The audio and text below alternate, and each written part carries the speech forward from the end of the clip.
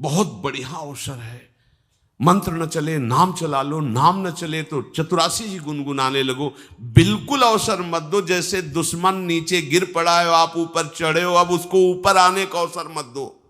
ऊपर आने का अवसर दिया तो अब आपको ऊपर आने का अवसर दुश्मन नहीं दे पाएगा। ध्यान रखना, एक बार अगर अब मन चढ़ गया आपके ऊपर और मनमानी आचरण करा लिया तो आपको भजन लायक नहीं रखेगा, क्योंकि वो समझ चुका है कि तुम ऐसी जगह पहुंच चुके हो कि अगर अब हम इसको हरा ना पाए तो मुझे जिंदगी भर इसका गुलाम बनना पड़ेगा। मन ने देख लिया है कि अब हम मारे जाएंगे, अब मुझे मरना पड़ेगा, तो वो आखिरी कोशिश करके आपका नाश करेगा। बस आप सावधान हो जाओ। इस समय आपके घुटने उसके गर्दन के ऊपर हैं, ऐसा समझो, क्योंकि सदगुरु आश्रय, संत आश्रय, सत्संग, नाम धाम आश्रय। अब वो विचलित हो रहा है, भड़बड़ा रहा है, कोई तो मिले ऐसा, थोड़ा तो हमें जीवन दान दे, क्या विषय भोग, थोड़ा तो मुझे विषय सेवन करने को मिले।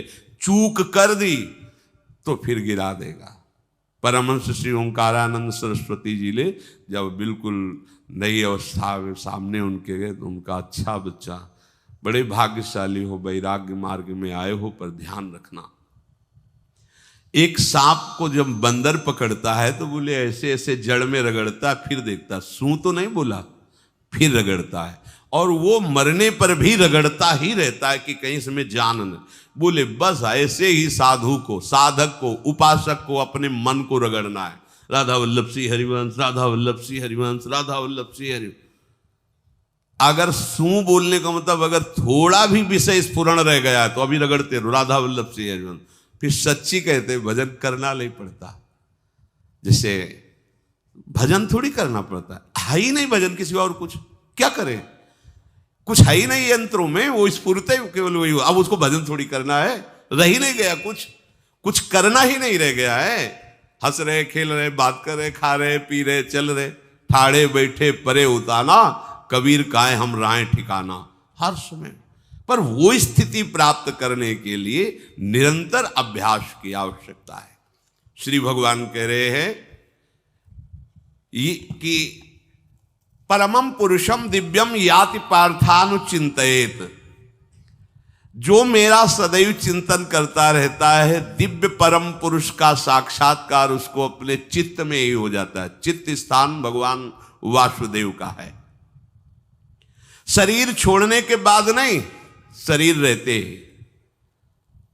ऐसी आनंद की वृत्ति उदय होती। अब उनके लिए शब्द ही नहीं तो क्या वर्णन करें। ऐसी आनंद की उसी आनंद में वो आनंद समुद्र प्रभु प्रकाशित होने लगते हैं। पर उस आनंद में जहां आपका थोड़ा प्रवेश होता है, आप उलझ करके विषय की तरफ चले जाते हैं।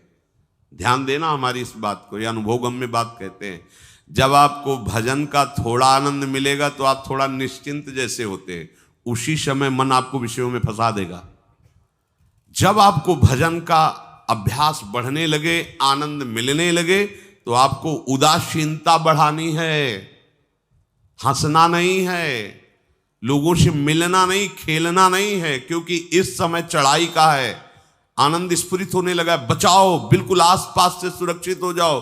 वो आनंद ही आपको ऊपर ऐसी स्थिति में ला देगा जहां ये विषय नहीं ले जाएंगे। भगवान कह रहे परमम पुरुषम दिव्यम याति पार्थानुचिंतयन्, जो निरंतर अभ्यास चिंतन का करता है उससे चित्त में ही भगवत साक्षात्कार हो जाता है। अगर आप सावधान नहीं रहेंगे, चिंतन सही नहीं रहेगा आपका, तो किसी भी अवस्था में ये विषय चिंतन छूटने वाला नहीं। अभी हमारे पास अवसर है, अभी हमारे पास समय है, चूको मत। ये बहुत सूक्ष्म लड़ाई है, ये कोई बाहर के लाठी डंडा गोली वाली लड़ाई नहीं है, ये अंतर की लड़ाई है। इसमें बड़े बड़े हार जाते हैं। अगर कोई जीत पाता है तो एकमात्र भगवान को समर्पित चित्त वाला जीतता है। हमें लगता है आपको बढ़िया समर्पण का अवसर है। अब आप ये जो मना किया जाता है, उन विषयों का भोग करते हैं, विषयों का सेवन करते हैं, तो फिर ऐसा लगता है अब हम नहीं कर पाएंगे, हमारे पास कोई चांस नहीं रह गया कि अब आपको संभाल सके। इसलिए आप सहयोग कीजिए। ये बाहरी आनंद 4 दिन का है, मान जाओ, बाहरी आनंद। ये श्री जी के मार्ग के लिए हम कह रहे हैं किसी जन्म में भगवत प्राप्ति करनी। अगर आप नहीं कर मानोगे, मनमानी आचरण करोगे तो भ्रष्ट हो जाओगे। ये संसार का स्वरूप है, किसी न किसी बहाने से वो आपको सतमार्ग से हटाएगा। ना किसी को घर आने दो, ना किसी के घर जाओ, ना किसी को रंग लगाओ, ना किसी से रंग लगवाओ। अपनी प्रिया प्रीतम के साथ होली खेलो। यहाँ जो सत्संग हो रहा है ठीक है, सुना, एकांतिक किया, कुटिया में जाओ चुपचाप, अपने श्री जी को रंग लगाओ, श्री जी के सामने पद गाओ, श्री जी के सामने नाचो, उन्हीं तो भावना में उनके साथ खेलो, किसी और की जरूरत नहीं। कोई अब दूसरा हमें छुए, दूसरा कोई हमारा अपना बने, अब हमें जरूरत नहीं है। देखो हमारी भाषा समझ में आ रही हो तो समझ लेना, नहीं बाद में पछताओगे। किसी को भी अपने साधन कक्ष में प्रवेश मत दो, किसी को अपनी कुटिया में मत आने। अब आप यहां गृहस्थ नहीं हो, यहां भी रह रहे हो, भले गृहस्थ वेश में रह रहे हो, आप वनवासी हो, आप श्री जी के उपासी हो, कोई व्यवहार की जरूरत नहीं। जब ऐसे रहोगे तो श्री जी आएंगे आपसे खेलने। निष्ठा, हृदय में निष्ठा। अब व्यवहार की गुंजाइश नहीं रह गई, हमारे पास समय नहीं व्यवहार का। हमारी बातें मान लो पर आप लोग मानते नहीं हो, इसलिए रंग नहीं चढ़ पा रहा। अरे वो बेचैन है आपके साथ खेलने के लिए, उनकी तरफ जब देखो ना तो बेचैन है, पर उनकी तरफ कोई देखना ही नहीं चाहता। वो तो यहीं से फुर्सत नहीं मिलती भोगों से खेलने के लिए, संसार के राग में खेलने के लिए। अरे वो तो लालायित है, वो तो खुशी हो रहे कि ये हमारा शरणागत हो गया, अभी हमारी सहचरी बनेगा, हमारी सेवा में आएगा। शरणागत होकर के पीठ कर लिया श्री जी की तरफ, मुख कर लिया संसार की तरफ, तो दोनों लाड़िले उदास बैठ जाते हैं। अब क्या करें, ये तो उधर मुख करके जा रहा है, चलो फिर कभी लौटेगा, वो फिर इंतजार कर रहे हैं। विमुख भये निमिषो ना अकृपा, जब चिते तब। खूब अभ्यास करो नाम जब। कोई होली दिवाली त्योहारी, हमारा सारा त्योहार लाडली लाल से है, इन्हीं के साथ खेलो। देखो तुम्हें बताएं, जो बच्चा बाहर खेलने नहीं जाता तो माता पिता उसके साथ खेलने लगते। कैसे? घुटने के बल चल रहा है तो वो पिता भी घुटने के बल चलेगा उसके साथ साथ। वो तोतली बोलेगा तो वो भी तोतली बोलेगा। देखा है कभी ऐसा? ऐसा कर। तो ये हमारे स्वामी भी जब देखेंगे कि अरे ये तो किसी से राजी नहीं है, केवल हमसे खेलना चाहता है, इनके लाने का एक ही उपाय है, ध्यान रखना, अनन्य व्रत नहीं चाहिए हमें। और जैसे कल आप सुन रहे थे, पपीहा बन के रहू रे, बस यही चातक व्रत नहीं, हमें नहीं चाहिए। अगर हमारे रंग पड़ेगा तो लाडली लाल का पड़ेगा, हम खेलेंगे तो लाडली लाल के साथ खेलेंगे, नहीं तो अब आजीवन नहीं खेलेंगे, आजीवन नहीं खेलेंगे। अगर हम पाएंगे तो इनकी जूठन पाएंगे, नहीं तो प्राण त्याग देंगे। जिएंगे तो वृंदावन में जिएंगे, नहीं जीवन। ये व्रत चाहिए। काहे को व्यर्थ समय नष्ट कर रहे हो? धारण करो अनन्य निष्ठा का व्रत। इनको अपनी तरफ आकर्षित करने के लिए अनन्यता ही व्रत है।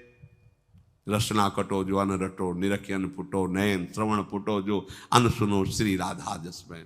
कोई भी सत्संगी कोई व्यसन न करे, अन्य किसी से संपर्क न करे, खूब पद गाओ, खूब नाचो, अपना दरवाजा कुटिया का बंद करके खूब रो, नाचो, खेलो, कूदो, उन्हीं से वो खेलने लगेंगे। उनको चैन नहीं है आपके सिवा, आप चैन से रह रहे हो। हमारे प्रिया प्रीतम आपका इंतजार कर रहे हैं, तभी आप पर हेतु की कृपा की। ये बात अंदर की समझो। प्रिया प्रीतम अंदर से आपको बहुत प्यार करते हैं, पर हम देखते हैं कि आप प्रिया प्रीतम से प्यार नहीं करते। आप संसार की तरफ बढ़ते जा रहे हो, हाथ फैला खड़े, मेरी तरफ आ जा। ये हमारे भगवान नहीं है, ये हमारे लाडली लाल हैं। हम इनको भगवान नहीं, ये तो प्रेम के खिलौना दो खेलत है प्रेम खेल। हमारे रसिकों ने इनको भगवान नहीं माना। अगर कोई संकट आया तो अपने आंचल में छुपा के इनको लेके भागे। ये नहीं सोचा कि अखिल लोक ब्रह्मांडों का ईश्वर, इसको छुपा के भागने की क्या जरूरत है। चाहे बिहारी जी को, चाहे राधा वल्लभ लाल को, जब कभी कोई ऐसा भय आया है तो ऐसा नहीं सोचा कि भगवान रक्षा करेंगे, नहीं, इनकी रक्षा हमें करनी है। इनको छुपा करके, कभी कामवन में राधा वल्लभ लाल को, कभी बिहार वन में से बिहारी जी महाराज, छुपा छुपा के अपने अपने ठाकुरों। तो हमारे ये लाडले हैं, प्यारे हैं, इन्हीं के साथ खेलना है, इन्हीं में रहना है। अब इन्हीं के पास रहना है, इन्हीं में रहना है।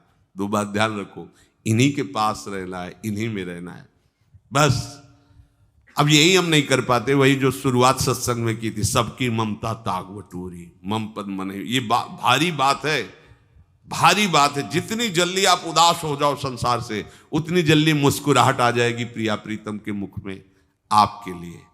आप जब मुस्कुरा रहे उधर तो वो उदास बैठे कि हमारी तरफ क्यों नहीं देख रहा। अब हमें अपने प्यारे को उदास नहीं करना, प्यारे को मुस्कुराहट से युक्त करना है। क्या हम उदास हो जाएं? ताते मौन रहे वो उचित है, जगते भयो फिरे बैरागी, वृंदावन रस में अनुरागी। इसकी खूब चिंतन परायण रहो, कोई भी विषय का सेवन ऐसा ना करो जो आपकी बुद्धि भ्रष्ट कर। कोई आपने ऐसा गंदा व्यसन, गंदी बात, गंदी चेष्टा, आप परसों नरसों, फिर आगे क्या? आपका जो साधन मार्ग वो ढक जाएगा, फिर प्रमाद छा जाएगा। हमें किसी भी उत्सव में, किसी भी उत्साह में अपनी प्यारी जू की अनन्यता और सिद्धांत को नहीं छोड़ना, अपने मार्ग में चल। ये अध्यात्म है, अध्यात्म। ये दान पुण्य की बातें नहीं है, ये लोक लोकांतर में भटकने की बातें नहीं है, सीधे भगवत प्राप्ति की बातें हैं। यत करोषि, जो भी तुम करोगे वो तुम्हें अपने आराध्य देव के लिए करना है, आराध्य देव को समर्पित करना है। देहाभिमान अभी कुछ ही समय में गलित हो रहा है, ऐसा आपको अनुभव होने लगेगा। कैसे समझेंगे देहाभिमान गलित हो रहा है? जब आपका अपमान हो और आपको कोई फर्क ना पड़े, आपका सम्मान हो, आपको कोई हर्ष नहीं हुआ, बड़ा लाभ हो गया, कोई सुख नहीं हुआ, बड़ी हानि हो गई, कोई दुख नहीं हुआ, शरीर स्वस्थ है, कोई हर्ष का विषय नहीं, शरीर अस्वस्थ है, कोई शोक का विषय नहीं। यह है देहाभिमान गलित होने का स्वरूप। यत करोषि, तो जो भी हम करें, पापाचरण भी करें तो श्री भगवान को अर्पित कर दें।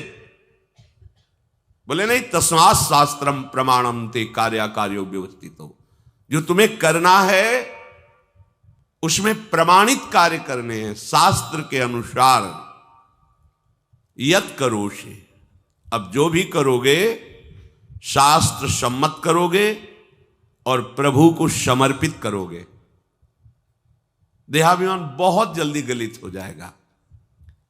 यदश्नाशि, अशन भोजन, जो भी पाओगे पहले प्रभु को भोग लगाओगे, देहाभिमान गलित हो जाएगा। मान लो मेरी बात, ये सब 4 दिन के उत्सव, 4 दिन की चांदनी है।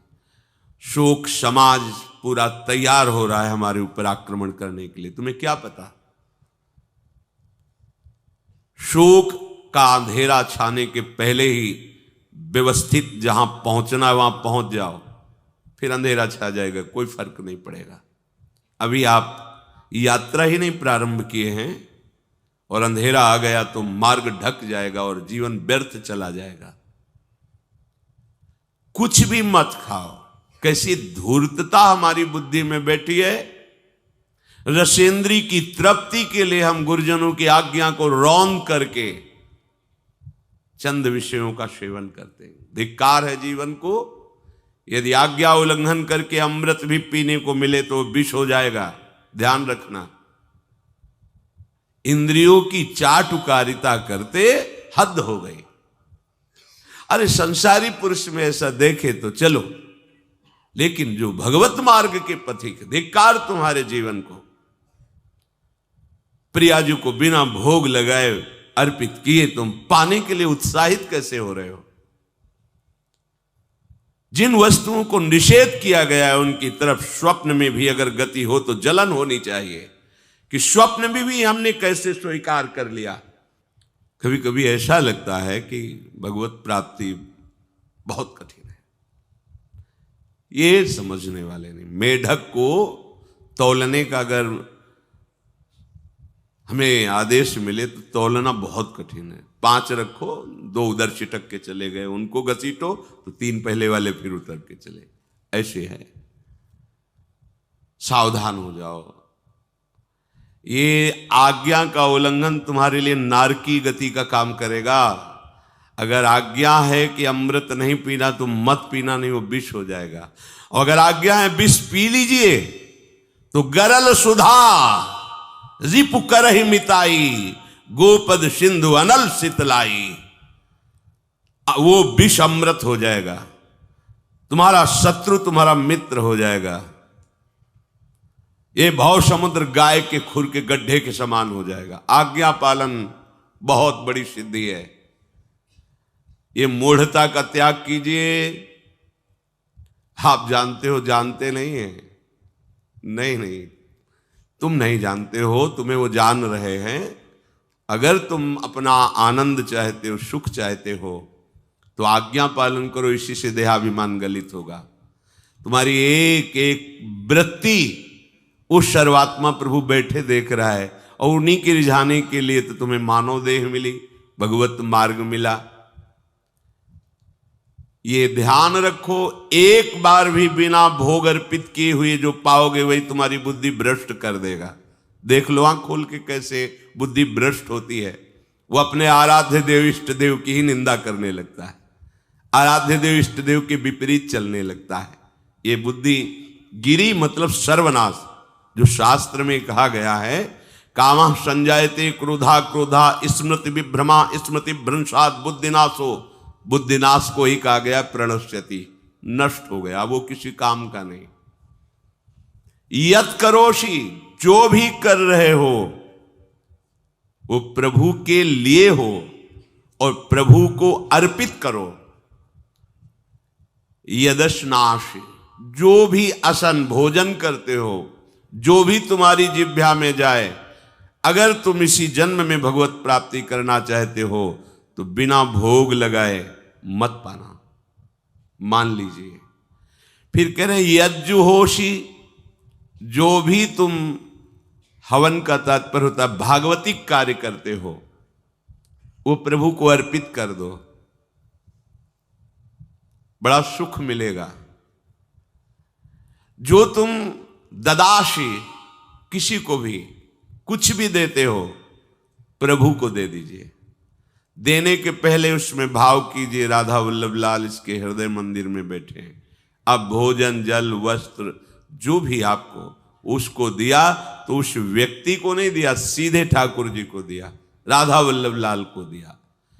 यत तपस्यासी, जो भी तुम तपस्या कर रहे हो, काम वेग को सह रहे हो, क्रोध को सह रहे हो, गर्मी सर्दी सह रहे हो, अनुकूलता प्रतिकूलता सह रहे हो, ये भी प्रभु को अर्पित कर दो। भगवान आदेश कह रहे हैं तत्कुरुष्व मदर्पणम, ये सब मेरे को अर्पित करने का मतलब मेरी पूर्ति नहीं हो जाएगी, तेरी पूर्ति हो जाएगी। भला ये सब नदियां समुद्र में गिरना बंद कर दें तो समुद्र घट जाएगा क्या? यद्यप समुद्र प्राकृतिक है, चिदानंद नहीं, भगवान तो चिदानंद समुद्र है। कोई भी नदी चाहे बाढ़ युक्त जाके गिरे या गिरना बंद कर, समुद्र में कोई फर्क नहीं पड़ता। इसीलिए सेवक जी ने कहा है, मांगो मन मनुष्य दासी अपनी कर, पूर्ण काम सदा हृदयम। हे पूर्ण काम प्रभु, यद्यपि आपको मेरी जरूरत नहीं है, पर मैं अपने लिए मांग रहा हूं कि अपनी दासी बना लीजिए। मद भक्तो मईश्वरे सर्वज्ञे परम गुरु वासुदेवे समर्पित सर्वात्म भावः, यत् पश्यति शृणोति स्पृशति वा सर्वमेव भगवान वासुदेवः, इत्येवं गृहाविष्ट बुद्धिर मद भक्तः सन एतत् यथोक्तम सम्यक दर्शनम विज्ञाय मद भावाय मम भावो मद भावः परमात्म भावस्तस्मै परमात्म भावो योपपद्यते युज्यते घटते मोक्षम गच्छति। वेद कहता है, भगवान की वाणी, मद भक्तो, जो मेरा भक्त हो गया है। अभी हम देह भक्त हैं, भोगों के भक्त हैं, विषयों के भक्त हैं, काम क्रोध लोभ मोह जब जो चाहता है हमें परास्त कर देता है। लेकिन जो मद भक्त हो गया उसको नहीं। बाहरी वेश परिवर्तन से मद भक्तो नहीं होता। कभी कभी हंसी आती है कि अमृत कुंड को छोड़ करके मल कुंड का स्वाद लेने के लिए कितना लालायित है जीव। कैसी मंद बुद्धि, मतलब एकदम लगता है कि वाह प्रभु आपकी है विचित्र माया है। ये इधर कूदे तो अमृत कुंड है, इधर कूद रहा है मल कुंड है। वो जानबूझ करके अमृत को त्याग करके मलकुंड में जा रहा है। जहां हमारी प्यारी जी और प्यारे जी की ऐसी सुख वृत्ति है, वेणु कानन कुणित श्रवण सुंदर सुनत मुक्ति सम सकल सुख पाए पग पेलिरी। मोक्ष सुख को भी लात मार करके जिस सुख में बढ़ाए, कैसा कैसा तुम्हारा आश्रय है। हमारे युगल सरकार का ऐसा सुख है कि मोक्ष सुख थूक देने योग्य हो जाता है, और आप युगल सरकार को एक तुच्छ विषय के लिए छोड़ देते। कैसे भक्त हो तुम, कैसे हो तुम? खुद प्रश्न करके देखो। कभी तुम्हें अपने ऊपर धिक्कार नहीं आता? अपने को बहुत चतुर समझते हो, अपने को बहुत प्रवीण समझते हो कि कोई नहीं जानता हम क्या खाते हैं, कोई नहीं जानता हम कहां जाते हैं, कोई नहीं जानता हम कैसे खिलाड़ी हैं कि खेल रहे हैं। अरे पागल, तू कैसा खेल रहा है। ये जगन नाटक वैभवा, वो बैठे हुए डायरेक्टर सब कुछ देख रहा है और तुम्हारी कहानी लिख रहा है। बहुत होश में हो जाओ, हर समय तुम दृष्टि में हो, ऐसा मत समझो। मद भक्तो मईश्वरे सर्वज्ञ, समझ मैं सर्वज्ञ हूं, मैं सब कुछ देख रहा हूं। परम गुरु, मैं गुरुओं का भी गुरु, परम गुरु हूं। भगवान बोल रहे वो है, वही परम गुरु है, क्योंकि गुरु शब्द ही उन्हीं के आगे है, दूसरा कोई नहीं, कोई है ही नहीं दूसरा, दूसरो न कोई, वही परम गुरु है, क्योंकि उनके सिवा कोई है नहीं, वही है परम गुरु। बड़े करुणा में है। अगर ये सोचा जाए कि भगवान की वाणी और गुरु की वाणी अलग है तो भ्रम है आपको। भगवान की वाणी गूंज रही है, पकड़ो, आपको लगेगा बातें कर रहे हो, कहां गूंज रही है? अभी ट्रांजिस्टर लाइए, लखनऊ लगाइए, अभी बोलने लगेगा, तो वाणी गूंज रही ना लखनऊ की। कानपुर लगाइए, कानपुर बोल लेगा, क्योंकि उसमें पावर है उस वाणी को घसीटने का। एक यंत्र जैसा तुम्हारे अंदर तो पावर नहीं है, तुम अपने को बहुत पावरशील समझते हो। एक इतना बड़ा ट्रांजिस्टर लाइए, उसे आप अभी लगाइए बंबई, वो अगर स्टेशन आ रहा पकड़ में तो बोलने लगेगा कि बंबई की आकाशवाणी से बोल रहा हूं, आकाशवाणी पकड़ रहा है वो। तुम्हारे अंदर कितनी सामर्थ्य है, तुम गुरुवाणी सामने से नहीं पकड़ पा रहे हो, आकाशवाणी क्या पकड़ोगे?